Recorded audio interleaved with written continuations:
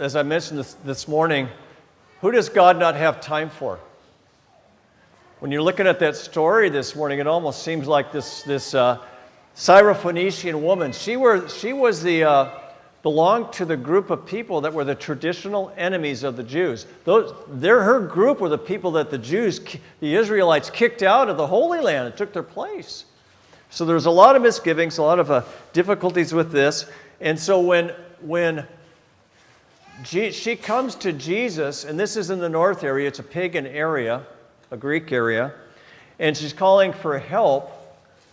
The way that Jesus responds to her by ignoring her and then insulting her, calling her a dog, an unclean animal, that really is how they treated these people in Jesus' day. But you hear that and we say, well, I would expect more of the Lord. Well, there's a good reason. What Jesus is doing there, he's doing two things. One, he's working with the Syrophoenician woman. And his silence and his way he's treating her makes her even more persistent because she needs God and she has nowhere else to go. She was probably had a pagan religion. She was not following the Israelites' God or anything. She just didn't know where else to turn. And so what Jesus is doing is he's sort of reeling her in, helping her to be persistent and believe even when all things that seem to appear that God couldn't care less, that God doesn't have time for her, right? And so she was insistent, believing there's a God of love, and that's when Jesus turns around and says, "O woman, great is your faith." But the other point behind this is that you have to see who's there. It's the disciples. And when the disciples said, "Send her away, she's annoying us," Jesus then is treating her as the disciples would have done. In other words, he's trying to really teach them a lesson. He says these things, and they're probably saying, "Yeah, go. It's about time he said some tough things." And so he's talking to her, and he says, "I was not sent to you. I don't give food to the dogs, but to the children at the master's table." And she even makes a joke about her, even the puppies get to eat the scraps that fall from the master's table and so forth. But then this is a big reverse. This is what the point is. When Jesus says, "Oh woman, great is your faith," he's praising her, and all of a sudden the disciples go, "Wait a minute." You see what Jesus is doing? He's teaching them that God has time for everybody. He doesn't discriminate. There's not the in crew and the out crew, and he wants people to understand, the disciples especially, that anybody who's seeking God, anybody who's trying to find the truth, God has time for them. God works with them.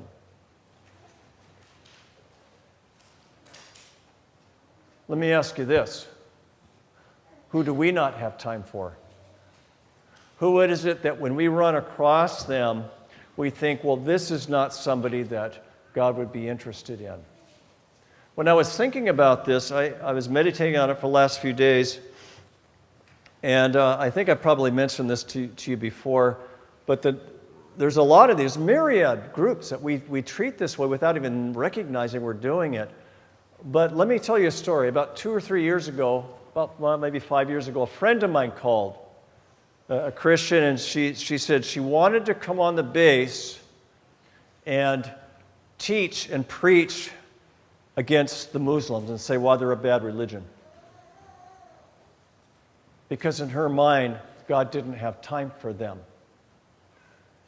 And sometimes what we do in our world with all the conflict and all the things that are going on in the Strait of Hormuz and everything, we tend to lump everybody in a certain group and say, these are the people we don't have time for. These are the people that God does not want to listen to, so we don't pay them any heed because they missed it. They messed up on the whole thing, Christianity thing. They're in this they're this evil religion, this satanic religion, and on and on and on. So God will not listen to them. They will not find God. This is out there.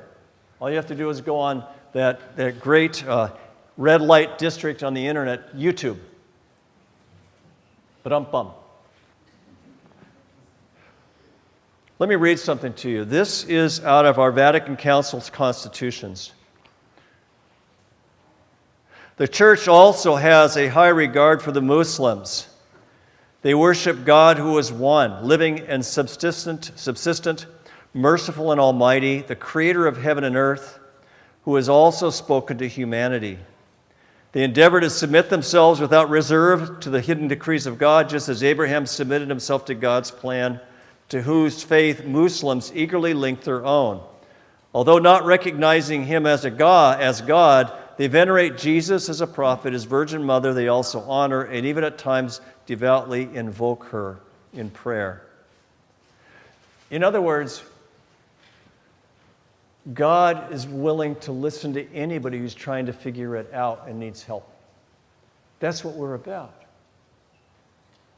We don't shut the door on anybody. And let's make it a little more personal. Well, who do you not have time for? That reminds me, you were supposed to take me out to lunch the other day. You said you didn't have time. I just made that up. But who do you not have time for? The people that annoy you, or the people that you're uncomfortable around, and you think, well, this person is taking too much of my time, and so I just can't do this with this person. Maybe it's me. There's a group of people who have something called, not a group of people, but I know some people who have something called dissociative ID disorder. And what that is that their lives, their home life, they had no home life, they have no family, there's no guidebook, there's nobody that ever showed them they mattered. And so what they did to survive is that they developed different personalities within themselves. And if they came to many churches in America and people started to get to know them, they would be shunned because immediately people would say they're demon-possessed. Rather than trying to get in there and get underneath all of this and see, what is God doing in that person's life? Why is that person there? What does that person need? That's what Jesus wants us to do. And that's what he's trying to do. That's why he flipped the table on the disciples. Great is your faith. Who knows what God's going to do in those people if you and I take the time and let them know they're of value? Maybe God will say of them, great is your faith.